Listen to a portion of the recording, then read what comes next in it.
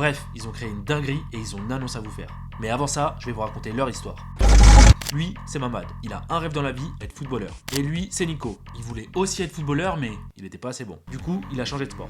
Ils sont quand même restés en contact. Nico a créé sa boîte dans le BTP, ça a cartonné, il était content. Mamad, lui, n'a pas lâché son rêve et en parallèle, il était animateur. Et puis à 24 ans, il a eu sa chance. Il est parti jouer à Palma de Mallorca en 3ème division. Il a fait une saison et puis malheureusement, il s'est fait les croiser. Non, je rigole, ils l'ont juste pas gardé.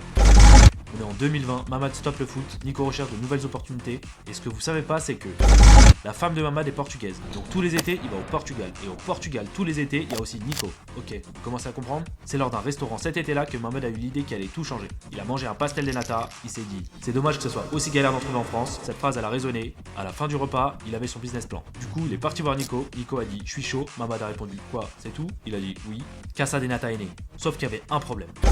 Personne ne savait faire des pastels de nata. Ils se sont entraînés en France, c'était pas terrible. Alors ils sont retournés au Portugal pour se former. Mamad a encore eu une idée. Ils ont rajouté des saveurs au pastel de nata, Nutella, framboise, coco, chocolat blanc, pépites, myrtille. C'est bon, ils étaient prêts. Ils ont ouvert une première boutique sur Paris. Au début, c'était pas facile, mais avec la force des réseaux, ça a fait beaucoup de bruit. Casa de Nata.